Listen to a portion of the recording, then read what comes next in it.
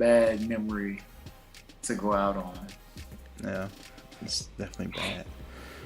So the last part of the podcast is going to focus on the current series that's going on. Let's stick with the game we just saw last night, the Warriors and the Mavericks. So the Warriors are now leading the series 2-0 now. What really happened with, as a recap for this game, the Mavericks were up. Like they came out blazing the first quarter. Luka almost seemed so unstoppable. The threes were falling. They were up by at least 19 before the half. And then the Warriors came storming back in that second quarter, made a little run, and they were up by 14 by halftime. And so effectively they made it a game again, because it's almost on the verge of being a blowout. And then the Warriors picked up steam in the third quarter, as you know how the Warriors do. I would have to talk about the game plan from Jason Kidd. I'll get on that later. It's like the lack of an adjustment that really shows something. And basically, if I'm the Mavericks, I feel like I lost one. That's how I would feel. Like, you had the game and you lost it. And they shot a high percentage from three. So it's a wasted opportunity. And shout out Steph Curry, because he was on it last night. He was Steph Curry. And Jordan Poole stepped up, and Andrew Wiggins stepped up. It was really the bench for the Warriors that really stepped up, honestly. Damian Lee had an impact. Otto Porter had an impact, as he normally does. So yeah, it was really the bench that stepped up. Kevin Looney. Looney stepped up huge last night. First 20-point game since college, he said. Man, getting interviews after the game, that's how you know you made an impact. So, yeah, what's your reaction to game 2, and what's your prediction for game 3? The Warriors are dangerous, man. Golden State is dangerous. I mean, you know, any other team, you're up 20 in the first half, you're like, all right, you know, we got it. You know, you feel pretty confident, but you can't have that type of confidence against these guys. Shout out to Luka for coming out strong. You know what I mean? With first game, I think they stopped him and he got 20 points. This game, he dropped 42.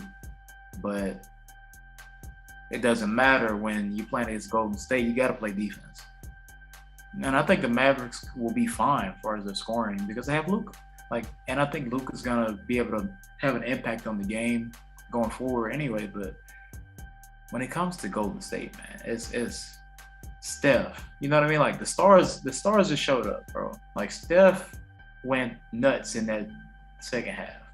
And I mean, what the Warriors do is that the third quarter is just like the number 3 is like, all right, we gotta attack right now or nothing else.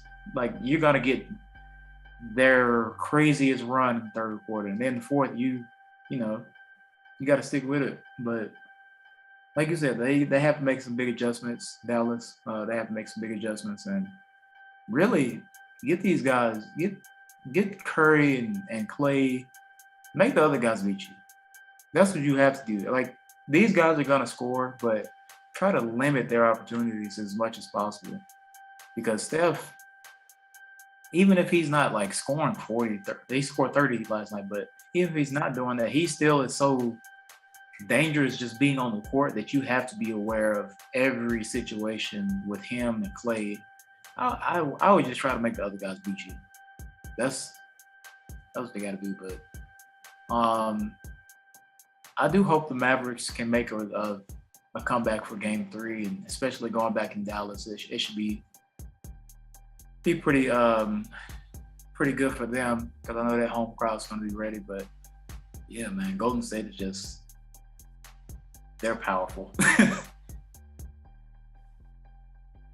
Yeah, they definitely are. And I have to think about the adjustments for the Mavericks.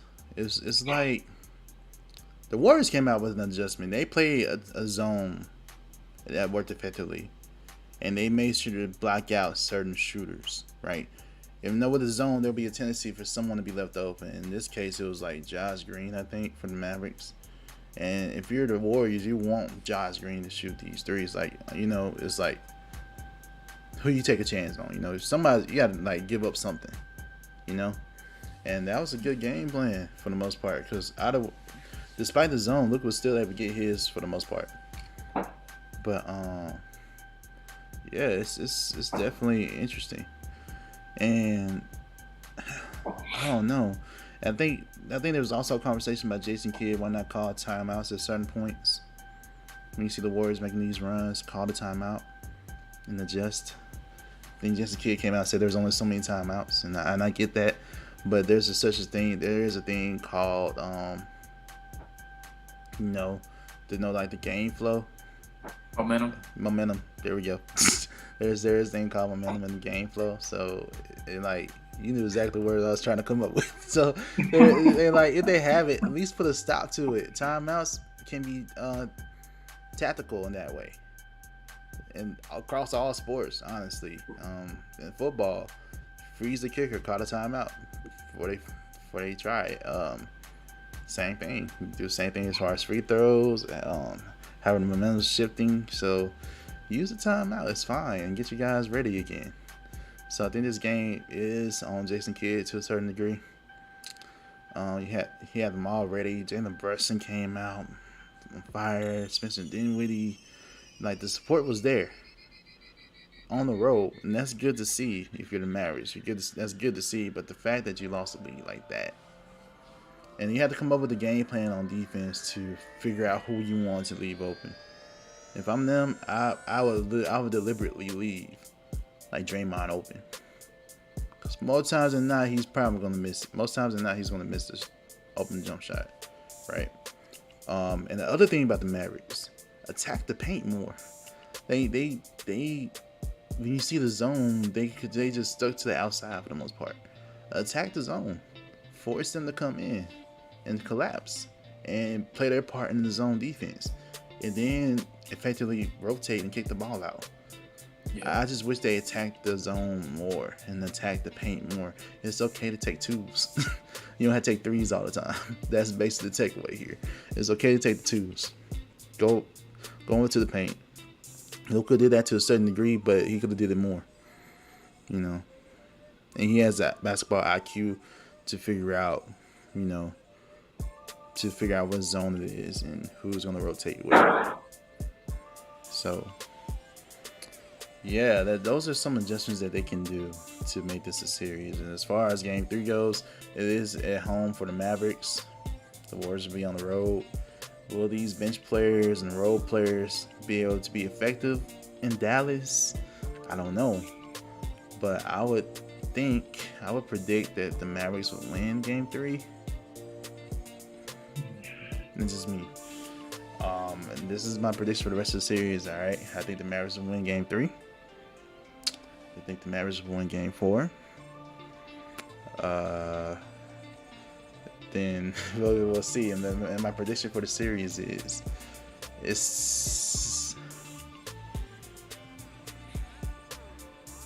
I'm kind of gonna Luka is a great player.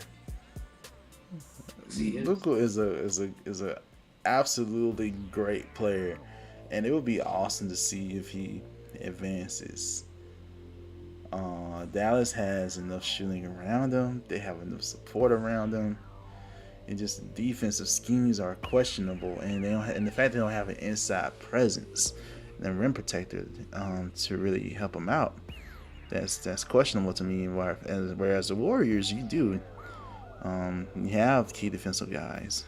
They have that championship DNA. So, and just be clear, I have a bias against the Warriors. So, but smart to the smart move is to pick the Warriors and win the series in 6. But part of me also wants to go for the Mavericks, though. Part of me wants to go for the Mavericks, though. I ain't gonna lie. Part of me does want to, but to pick the smart pick, honestly, it's probably gonna be Warriors. It's gonna be Warriors in 6 for me. How about you? I agree with you. The Warriors look and feel like the Warriors of old, and they're back to championship form.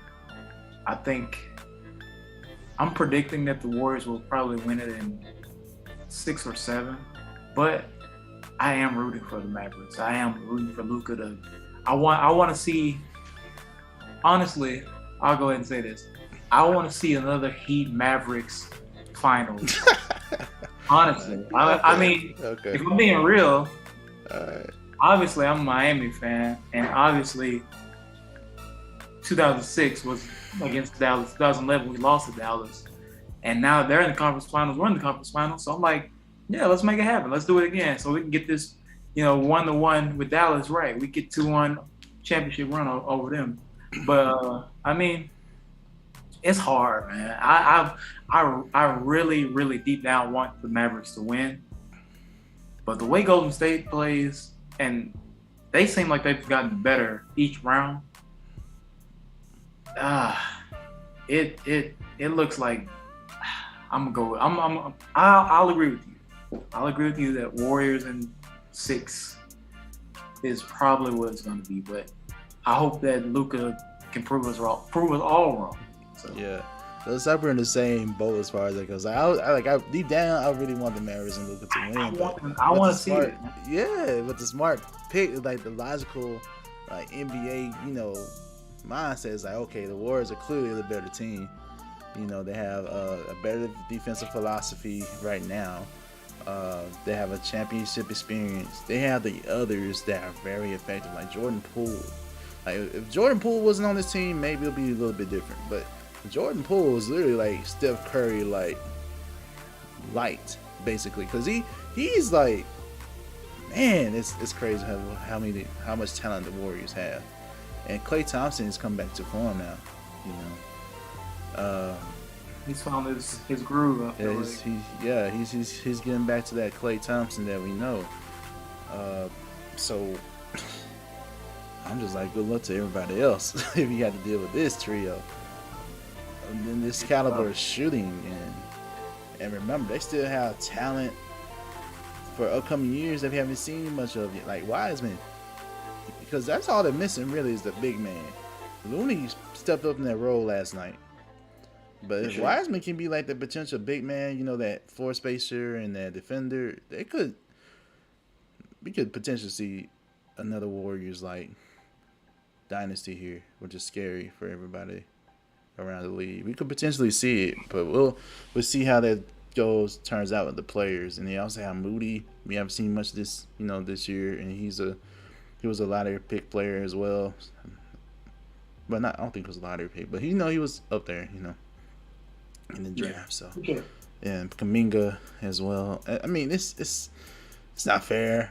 It's not fair, man. It's not fair.